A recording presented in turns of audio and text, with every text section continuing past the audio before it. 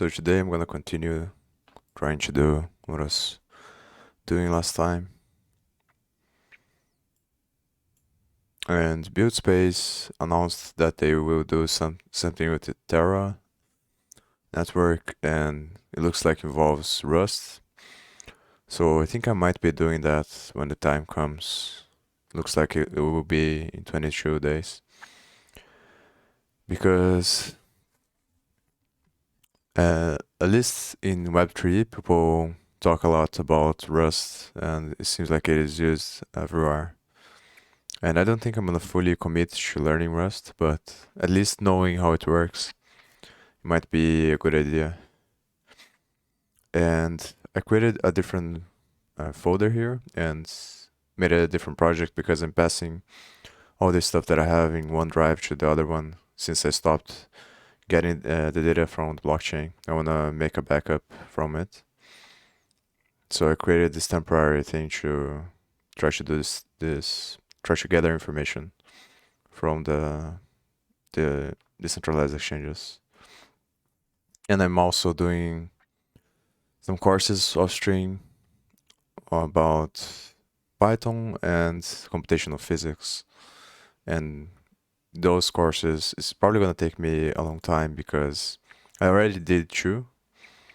About one about NumPy, the other one about advanced Python, which I didn't like so much. I didn't think it was that advanced. The the last one, the advanced Python, and it's pretty much just the guy talking over coding and talking about what he's doing, which is not very useful. And the last one has 20 hours, I think, of content, and I'm just on the beginning, so it's probably going to take me some time. But my idea is to do that course and try to really understand what he's teaching, and then create a library for myself of physics using the stuff on the course, and then hopefully building my own machine learning library as well, which I think I'm going to do right after I finish the course with the book that I have about machine learning. And I'm going to use those libraries to perform calculations on this data that I got from here. And this one I got from this script here, I got from somewhere in the web. I think it was Stack Overflow or some site like that, when I was researching about how to get the pairs from exchanges. And it looks like when you swap, the idea of the pairs are numbers and go from 0 to whatever the last one is. So that's why there is n equals 0 here, and then the contract. I haven't run this, so I'm not sure if it's gonna work, but then it looks like it prints the contract address and the exchange address.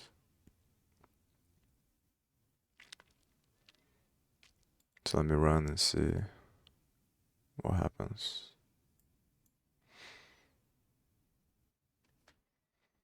The biggest challenge I think is gonna be hard actually to get addresses from the exchanges. It's probably, and it is the biggest challenge of getting this data.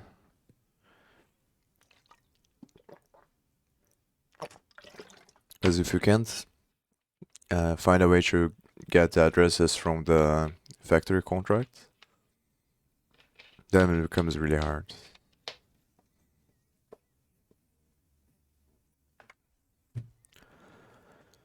Because you have to look up the addresses of each token, and obviously there's thousands of tokens. Not on all of exchanges, but there's a substantial amount that it becomes impractical to do this every time you're trying to extract data.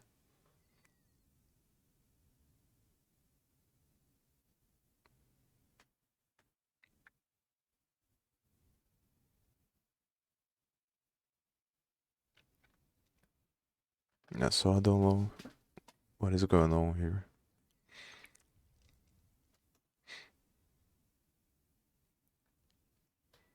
Looks like in the connection is the problem.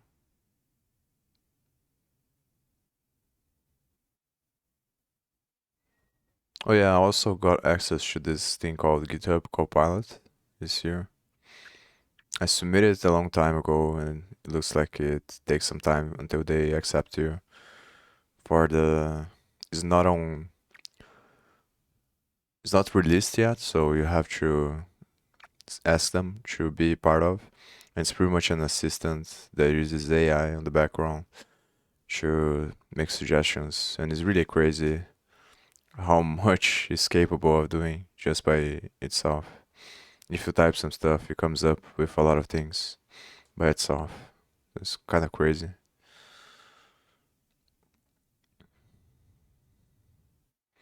And obviously, the downside of doing this is that you give them permission to look at your data. Which obviously, what they're gonna do is use your data to make the thing even better. And it kind of sucks, but I think it's already gonna happen anyway, so there's no point in not using it.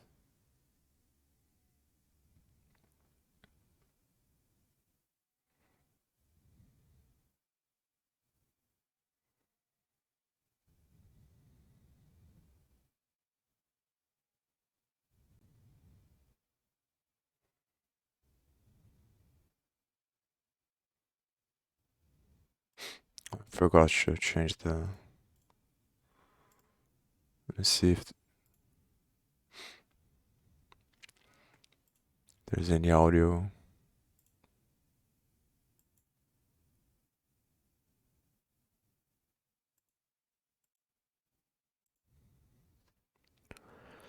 So I think this mistake that I'm getting here, this error message, is from the connection there.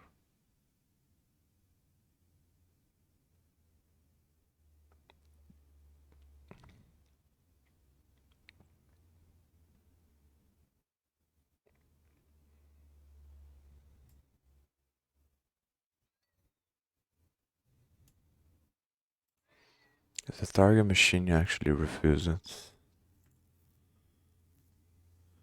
Let me try another one.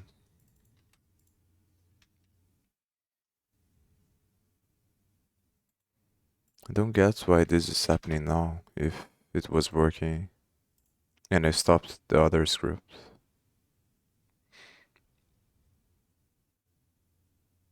Yeah, maybe something with the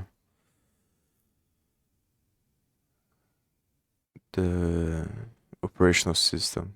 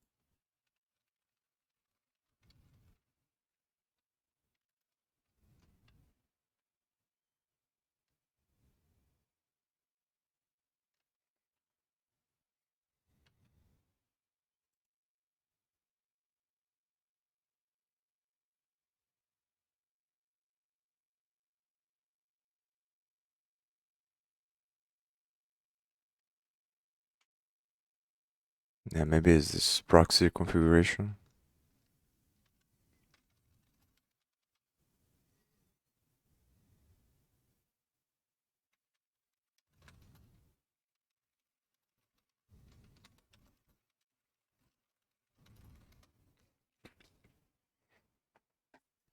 I also found this link here for PancakeSwap. It seems like it contains a bunch of pairs, but I'm not really sure how accurate this is or how frequently it gets updated.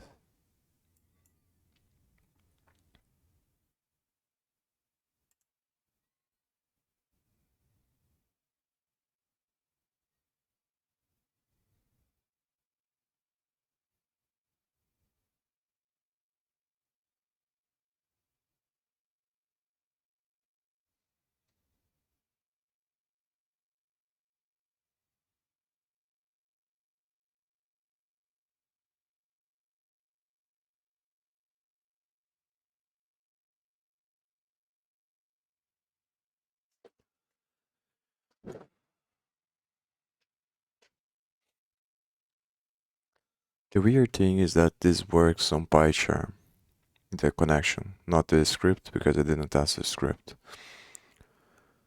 But the problem is in the connection here, given based on this the stack trace. So I think it's something. It has to be something to do with VS Code. Because if it was on the server in either Alchemy or Infura, then it wouldn't be working in the other IDE. So it's something about VS Code and the localhost, port 8545.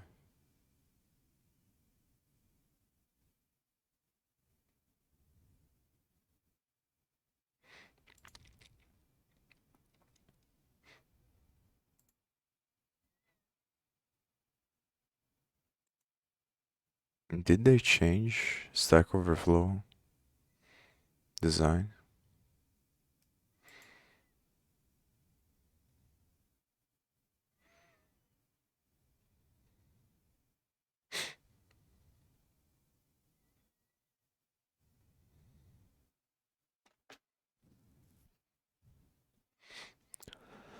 It has no services listing on the specified part, or there is a firewall stopping.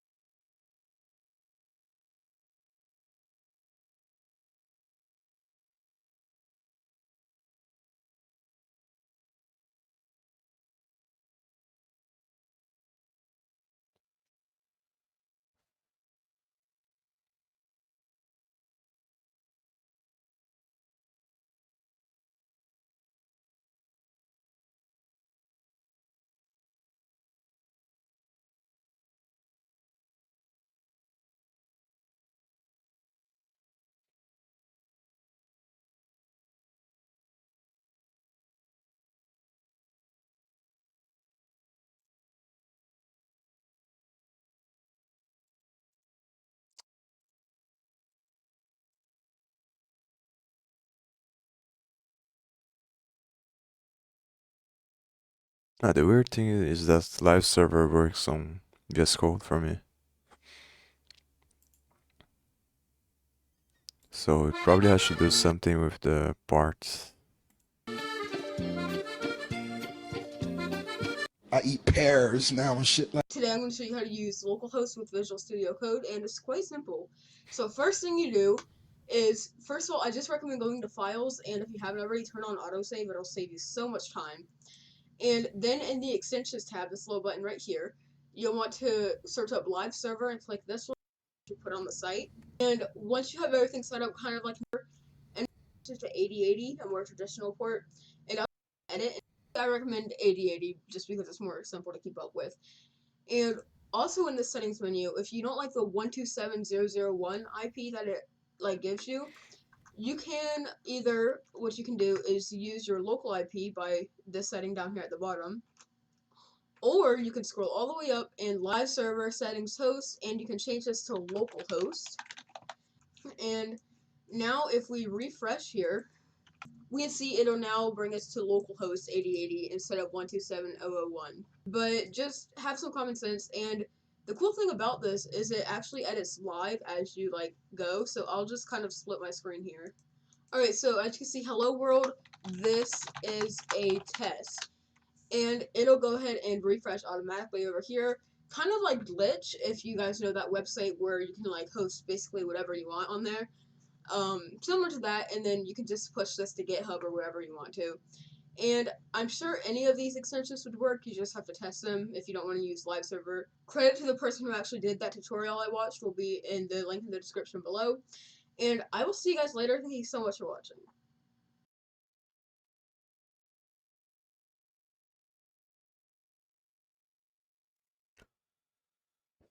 Maybe we'll search for how to use trading.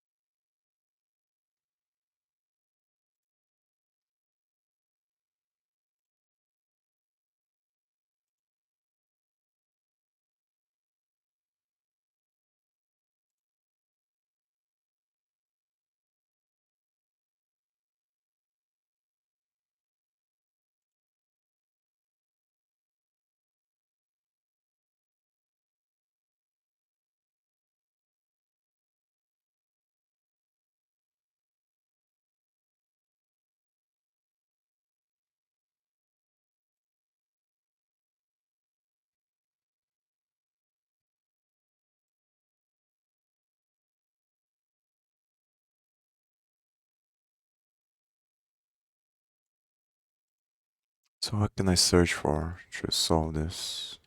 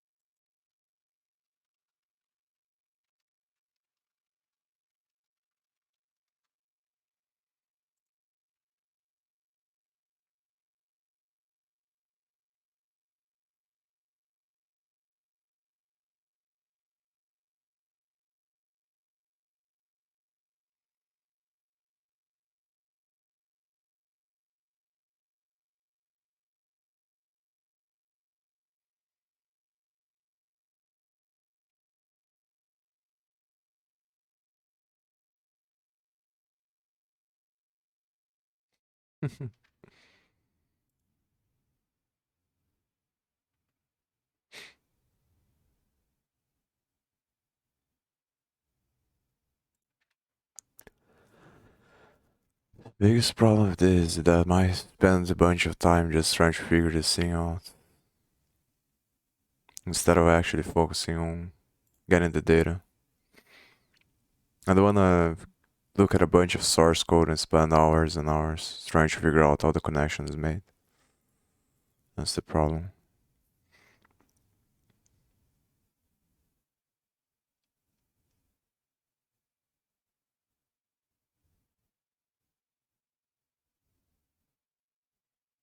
And I'm hesitating using PyCharm because I don't wanna leave the other project. I just wanna leave the PyCharm for the other thing. We're getting information from the Ethereum blockchain, but I might end up opening and seeing if it runs on PyCharm.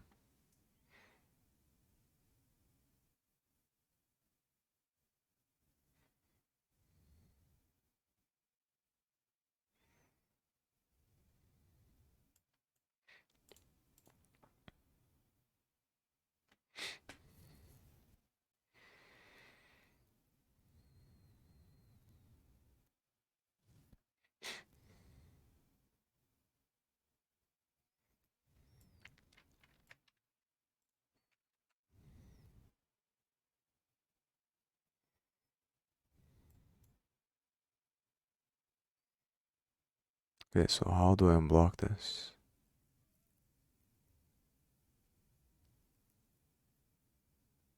Yeah, I'm not really sure if that's the problem either.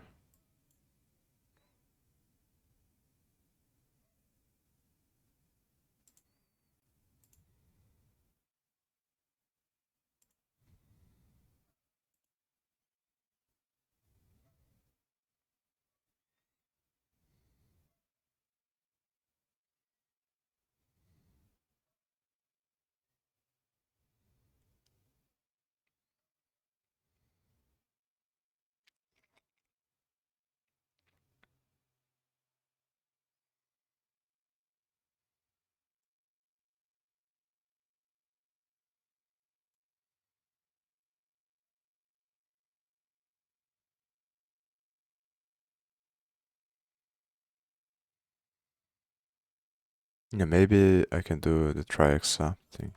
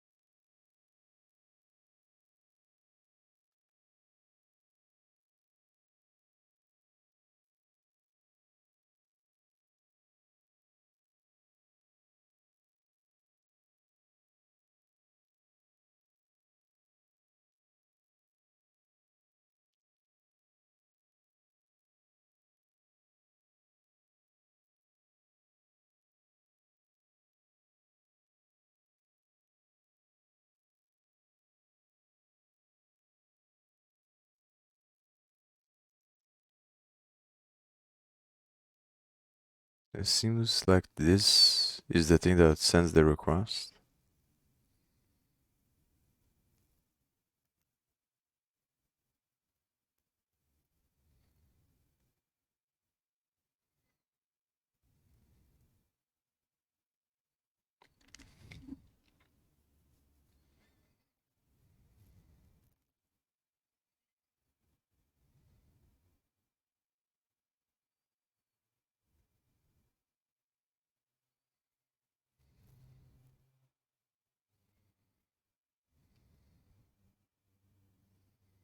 I think it works through a proxy connection.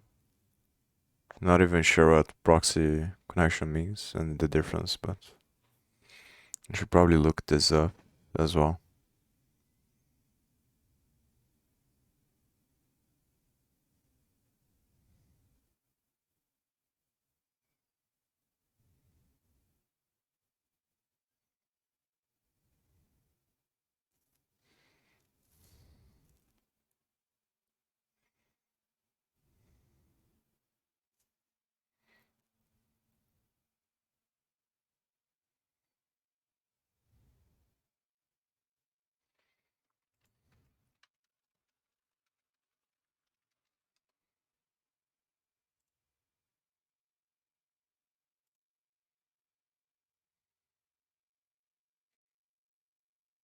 Web proxy can help keep your network safe from external threats. Here's what you need to know.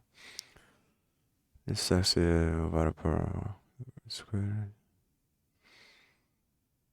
unlike a firewall, which is used just purely for blocking threats, a web proxy acts more as middleman between a device and the internet.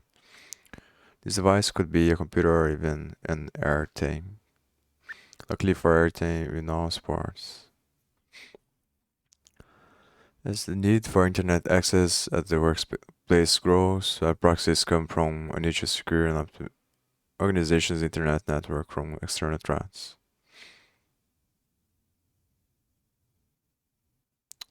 It's better to watch a video because these articles tend to just put a bunch of bullshit there just to make it big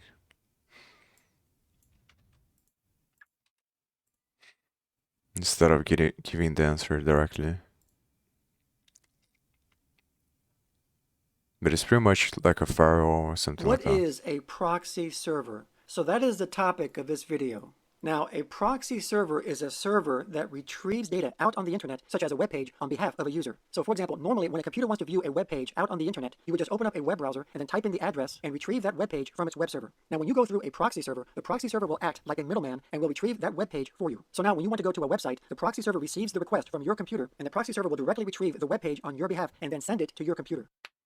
So the question is, why would you want to use a proxy server? Well, a proxy has several benefits, and one benefit is privacy, because it allows you to surf the internet anonymously, because it hides your IP address. Because without using a proxy, and when you visit a website, your public IP address is visible, so certain people can know which websites you're visiting. But when you use a proxy, your IP address becomes invisible, because as the proxy server is retrieving the web page for you, only the IP address of the proxy server can be seen viewing the web page. So your IP address stops here, and then the proxy IP does the rest of the work. And another benefit of using a proxy server is speed. So for example, if a company uses a proxy server, and whenever a user wants to retrieve a web page, the proxy server will retrieve the web page from the internet on behalf of the user, and then it'll store that web page into a centralized cache database. So if another user on a different computer goes to a web page that has been stored in the proxy database, the proxy server doesn't have to go out on the internet to retrieve the web page. It can simply retrieve it from its database and then send it to the user. So this makes web page retrieval much faster. And another benefit of this is that it saves bandwidth, because a proxy server reduces the need to go out on the internet to retrieve data because it already has that data stored in its database. And another benefit of a proxy is activity logging. Now, a lot of companies will use a proxy to keep track of what websites their employees are looking at. So when a company's employees are surfing the internet, the proxy will keep a record of what websites they're visiting and how long they were on those websites. And in addition, a company can also configure the proxy to block certain websites to keep their employees from visiting them. Now, there's one notable thing that a proxy server can't do, and that is encrypt data as you surf the internet. And when data is not encrypted, the data can be intercepted by hackers, ISPs, or governments with the proper equipment. So this is where a VPN comes in. A VPN, or virtual private network, not only hides your IP address, but it also encrypts the data that's being transferred between your computer and the internet. So any activity that you do on the internet, such as viewing web pages or transferring files, the data is encrypted and kept private when using a VPN, and no logging is involved. A VPN provides a dedicated secure tunnel between 2 points over the internet. If you're interested in getting a VPN, I personally use NordVPN. And if you go to nordvpn.com/powercert and use the code POWERCERT, or just click the link below, you'll get 75% off a 3-year plan with an extra month for free. NordVPN has over 5,000 servers in Yeah, I 62. think what's happening is that my machine is refusing it. That's the only explanation. The connection, and I think it's probably because of this proxy thing, which is probably different in VS Code than it is on PointSharp. The biggest problem with this is obviously that I'm streaming, so I have to be careful with the stuff that I can and cannot do. But the issue is if I can't do this, obviously I can't get the information from Web3.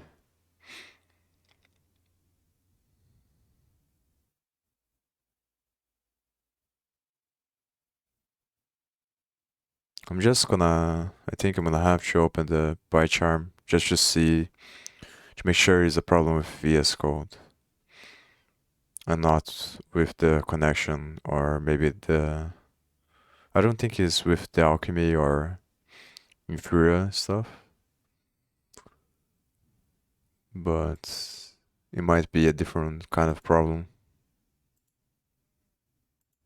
So I'm gonna open the project.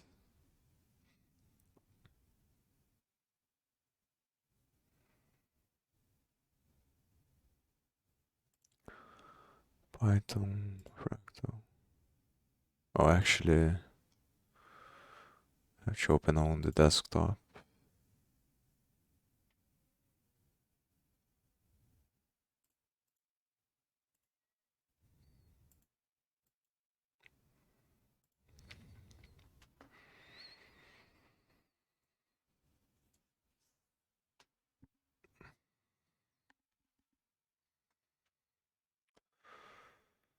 So I think is this one.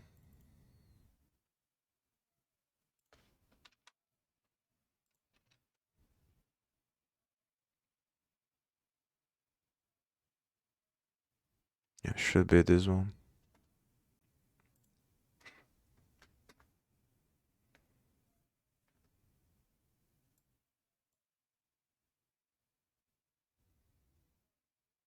What is this? Oh, it's probably because I didn't set up an interpreter.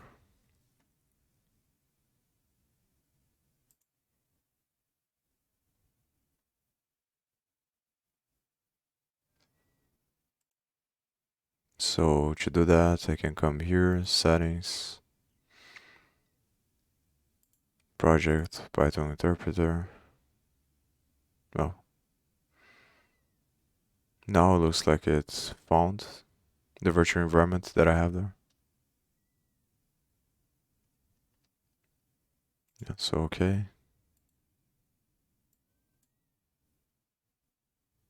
I think it was just loading or something like that.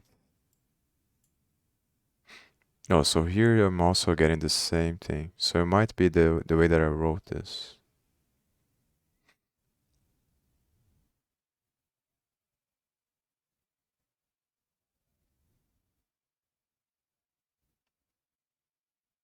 But this is really weird because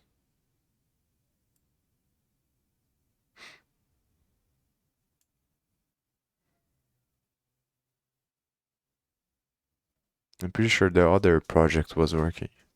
And I think it's the same thing that I was doing.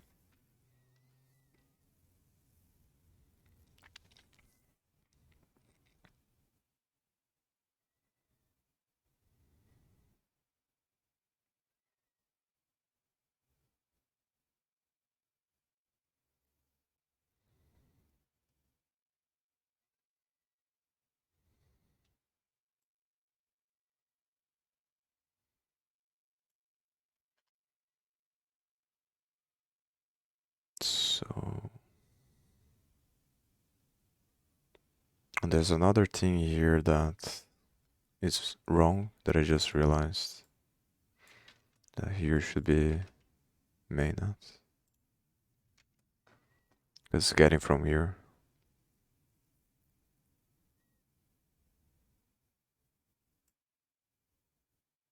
But I don't think the problem is here because this is just the contract, it's not the Well, maybe it might be.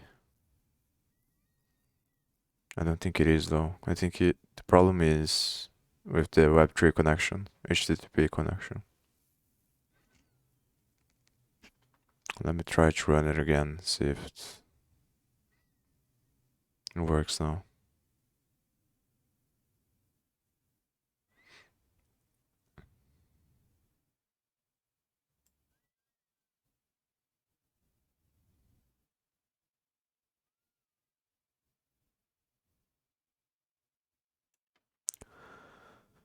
Extra tries exceeded.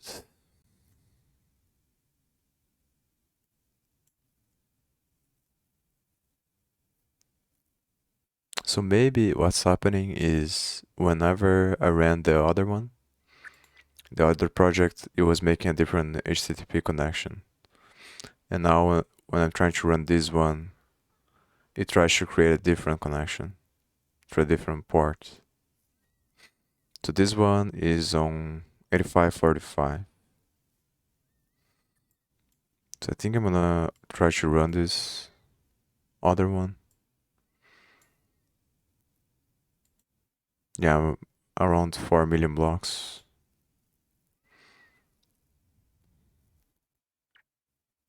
Yeah, this one works. That's the thing. I'm not really sure actually how many blocks there are on the blockchain because I've seen some other place that apparently has 16 million already. I think it's growing really fast. I'm not really sure if that's the case or not. Or maybe even more than 16 million. And initially I thought that there were something like 8 million, then 14 million, and now 16. So I'm not really sure what the exact number is. How long it's gonna take me to get to all the blocks. But now at this point, it seems like I'm getting a lot more transactions per block than before. So this script is working, that's the thing.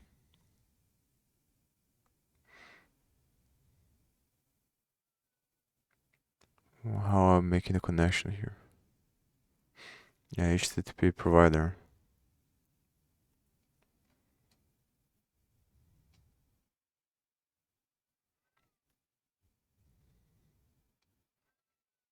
The thing is, I want to see in what part this is on.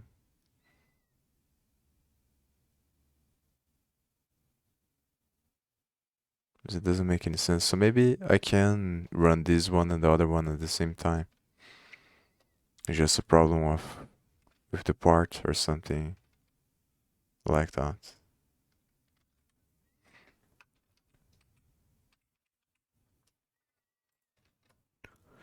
So how can I figure out the parts?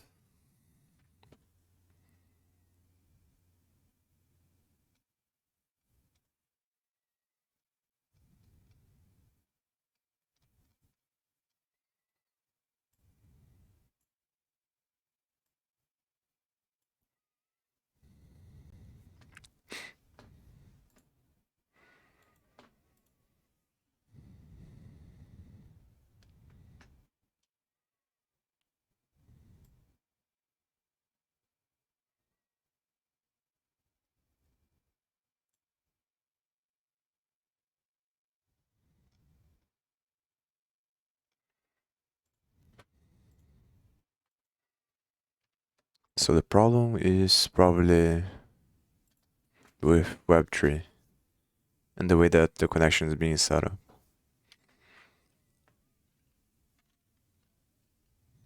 I should make different connections. Web3. You go right back.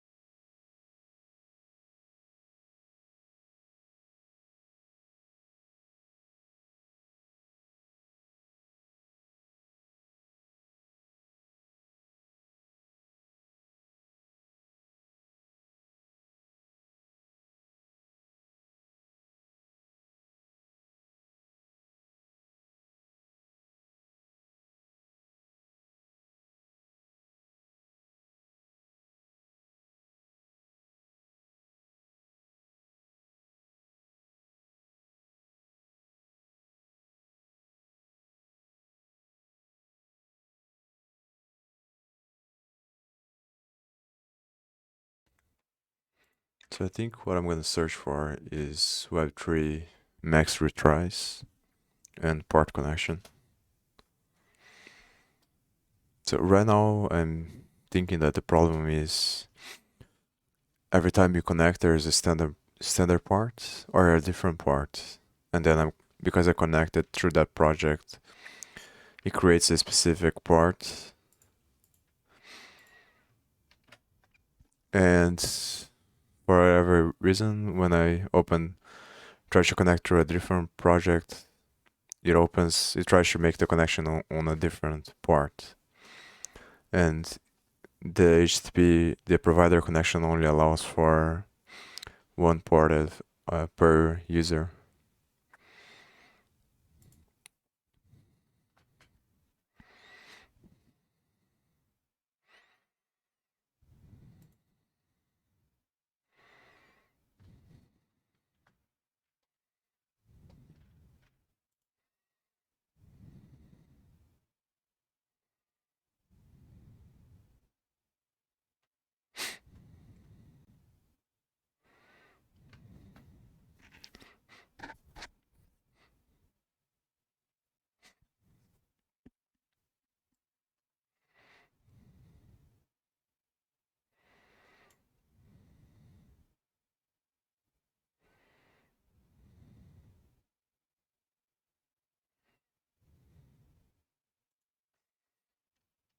Maybe I'll find it through this search here, but I doubt it.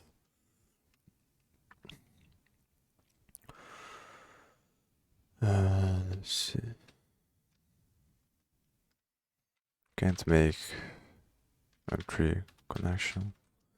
Different projects.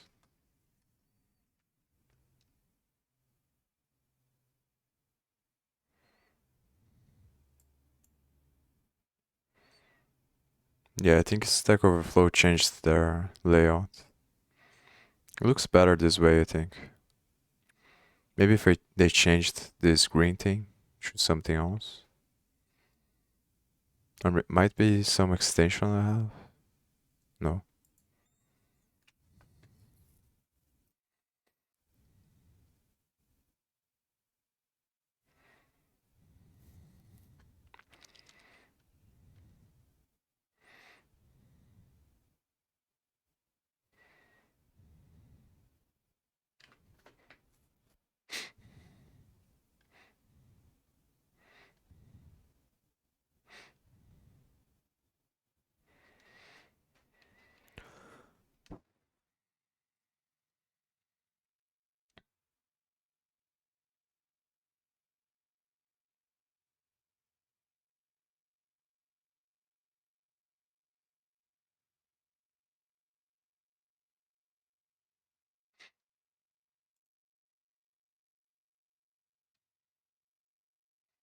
If I can't solve this, then I'm probably gonna stop streaming and spend the time figuring out this. The problem is that there's no way to get around this. So even if it takes a long time, I'm gonna have to figure it out.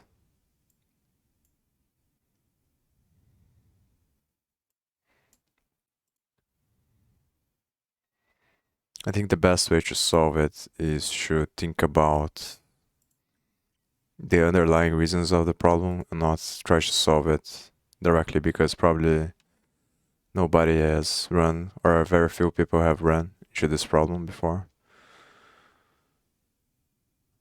So I'm not gonna be able to find stuff directly related to this.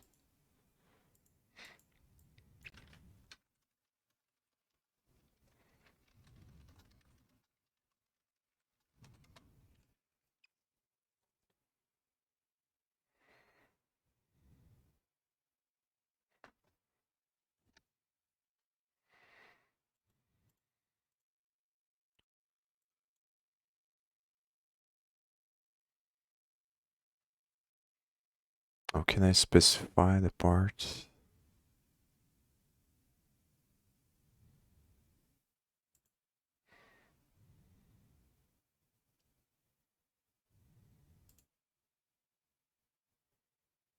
I guess I could just look at the source code and look at the arguments.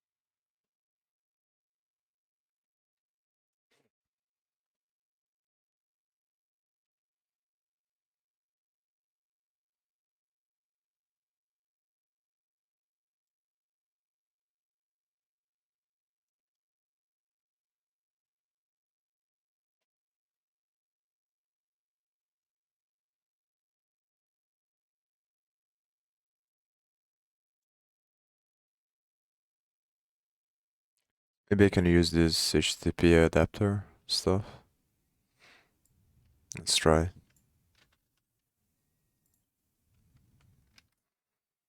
But the issue is I still wanna understand what's going on. So this one can go. And I have to import requests, I think. Because I wanna understand how it's possible for the connection to still exist even when the script stops.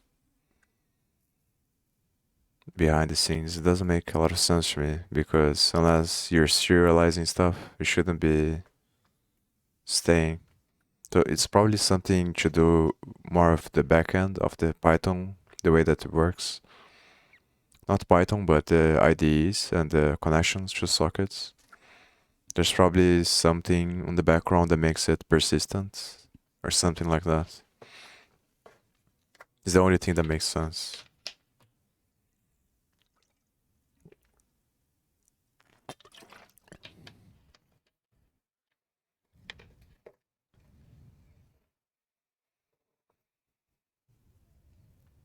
So here I have to change this to this.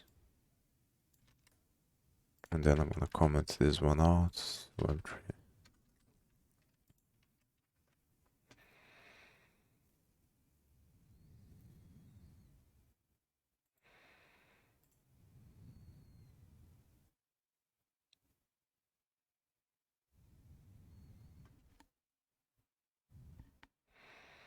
Yeah, max connections again.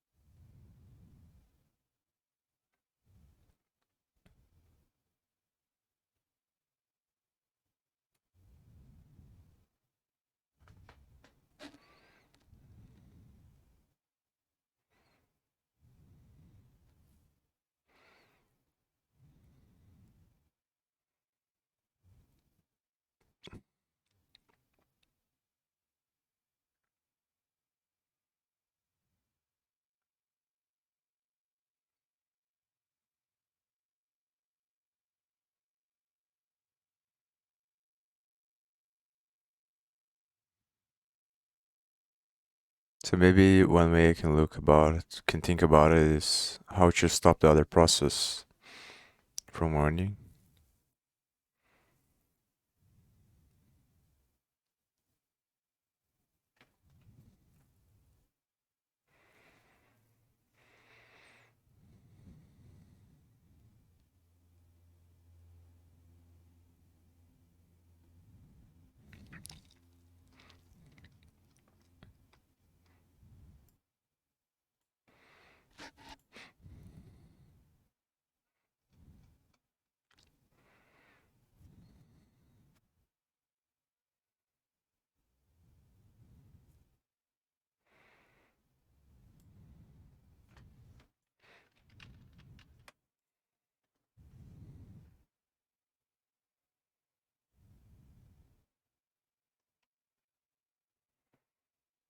How to know how to know what is Python.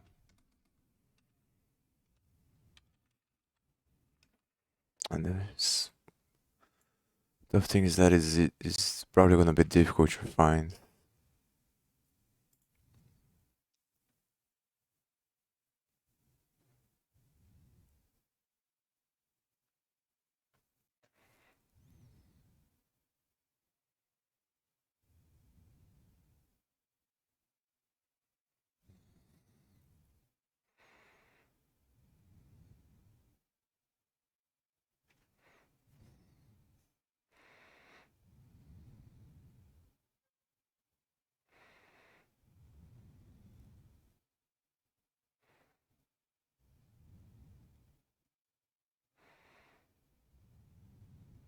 And this is relating to something else, I think.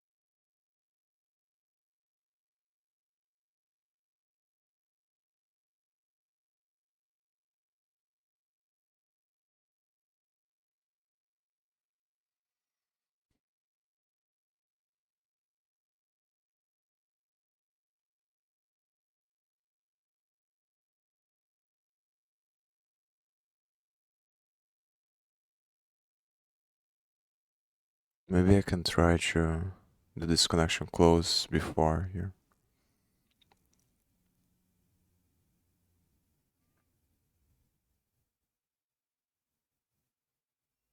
But I think it needs to be in some sort of context.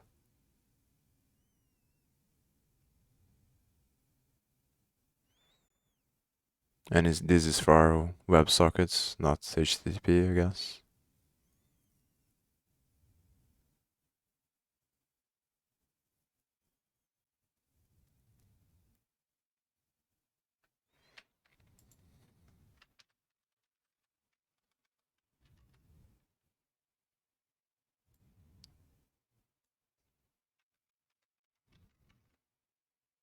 Yeah.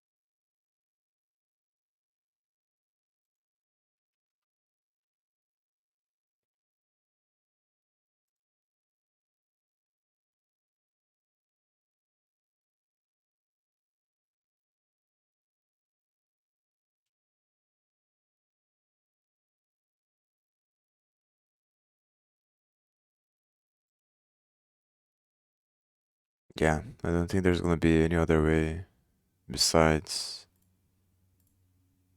investigating the library, which kind of sucks.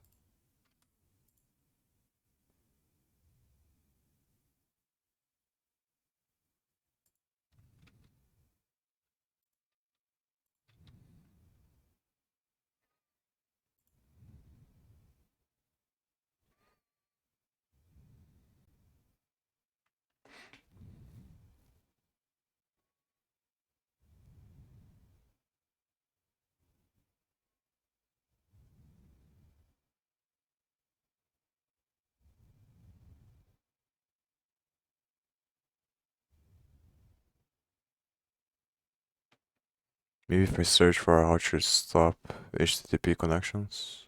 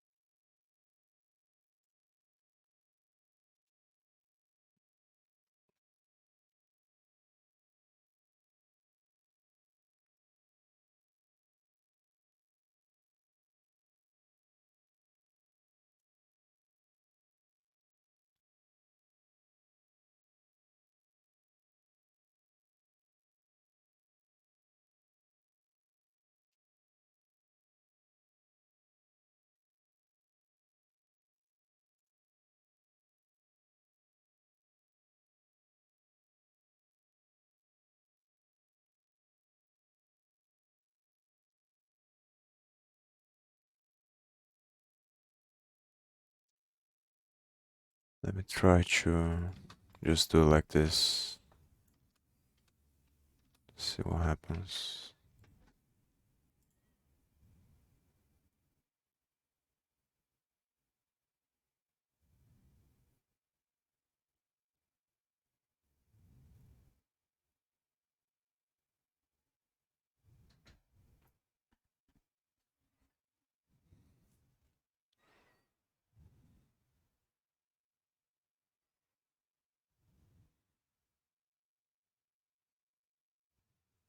HTTP connection pool.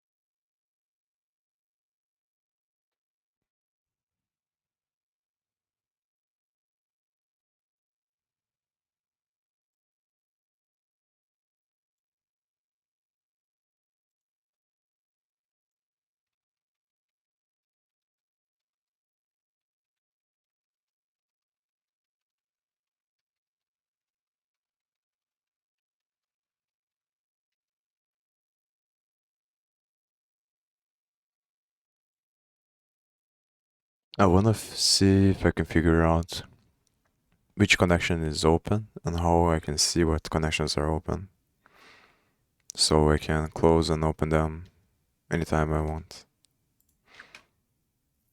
It just seems kind of stupid that they did things like this. It doesn't make a lot of sense, but it's probably something I don't understand. I'm already on the page. Because why would you make it so that, well, from the provider's point of view, makes sense, but why not make it so that when you stop connecting, it just stops automatically? It doesn't make sense to me.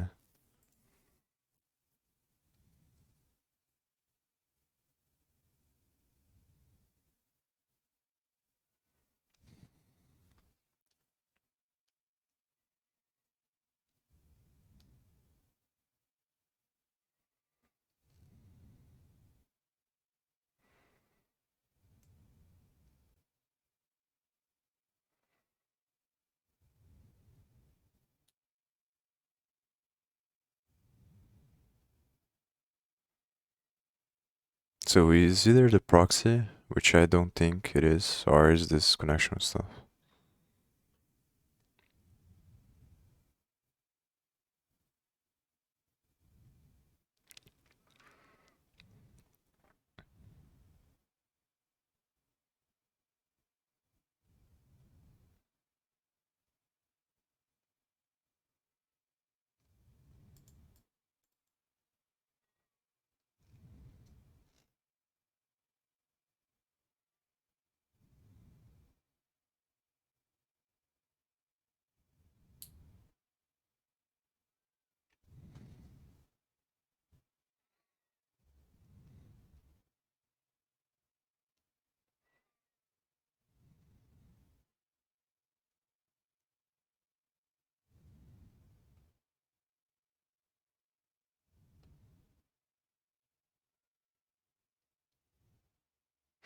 So I think what I'm gonna do is stop here and then figure out this off stream, because I also don't wanna risk showing things that I can't.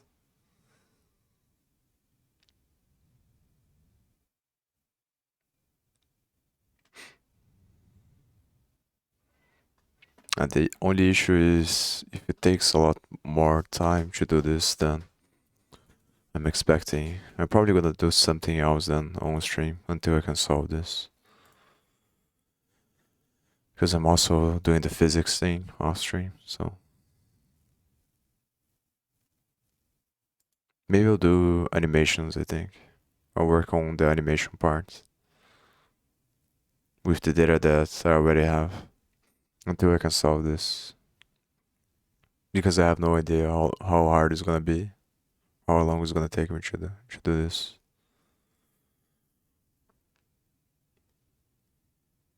I'll pull connections, the number of real level connections pulls to cache. Maximum number of connections to save in the pool. Huh. So this is the HTTP adapter from the documentation that I tried and it didn't work.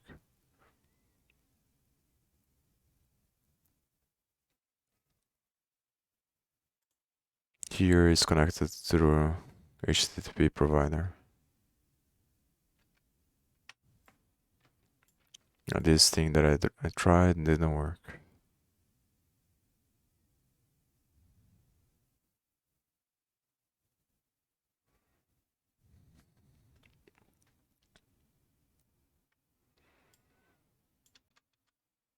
So the problem might be on Web3 library and not.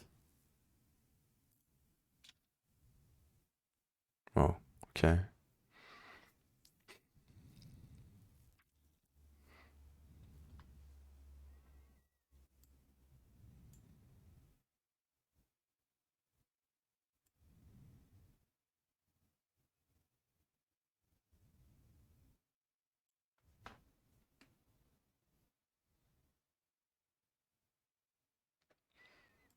Also, this might be the thing. So it's caching a session, which is probably how it stars the connection.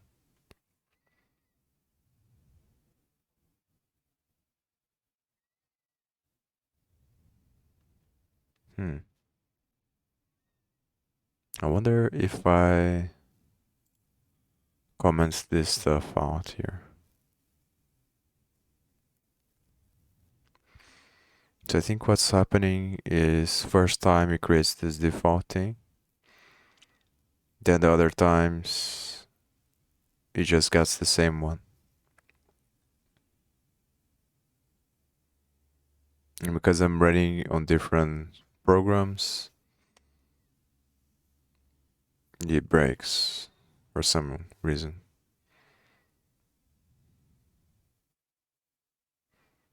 And this class also inherits from this one, so I might have to look at this one.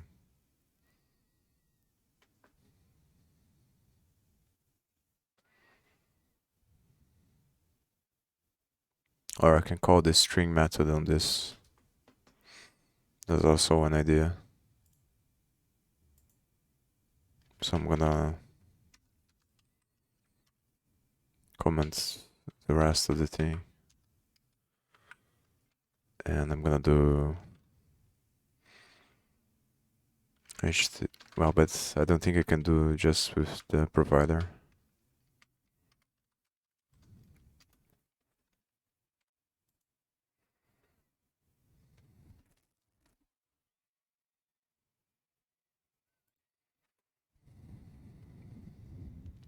Web3 providers.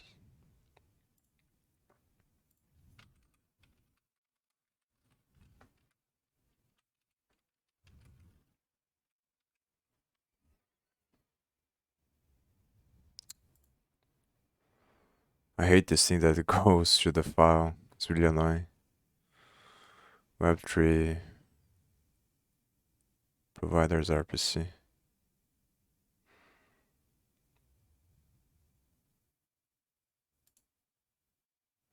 Oh, is it?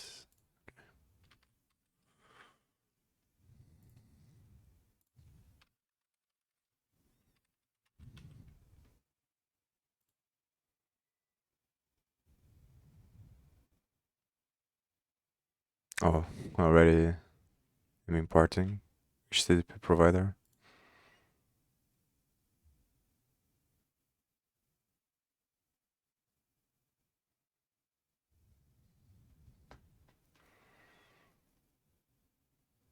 It's probably on the init file, if I had to guess.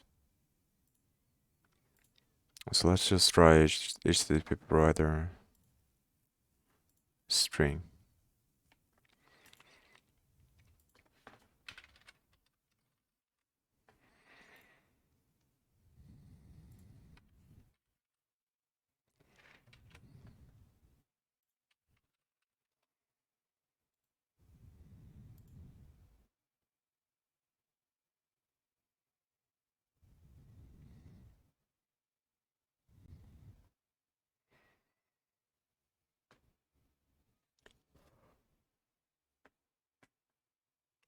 So you say is a function in this memory address.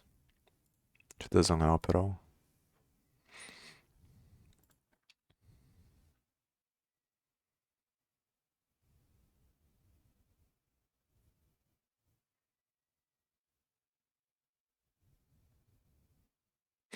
So this gets the localhost. Nice URI.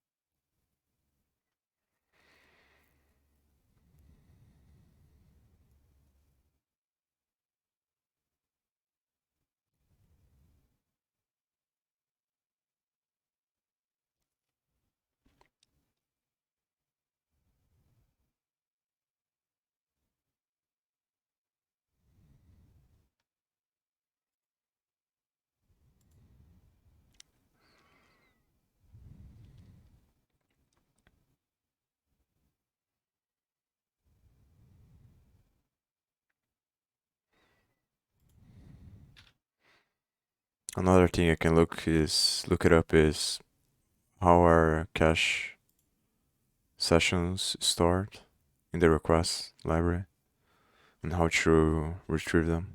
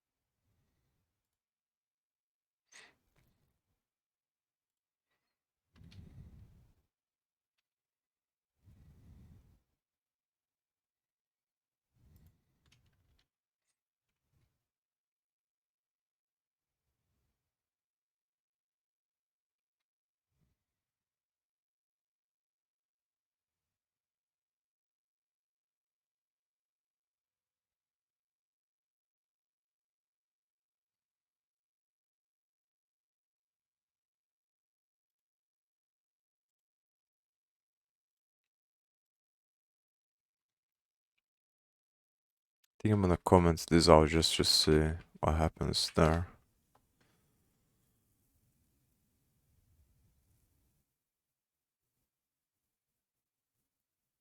Now it's not gonna be none, that's the problem.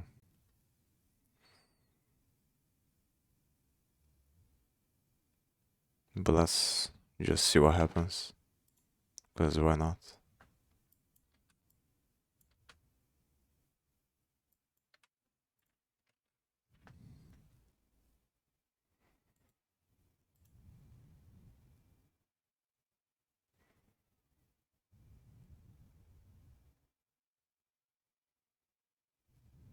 Yeah, same thing.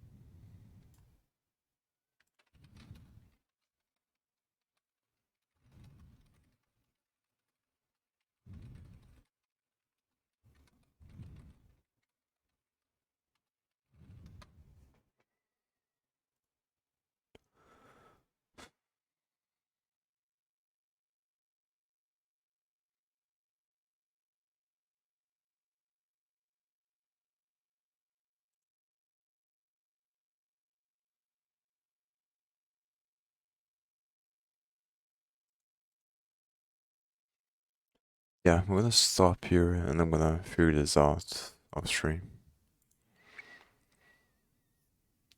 So if I can't figure it out today, and it takes a long time, then I'm gonna work on the animation part probably tomorrow.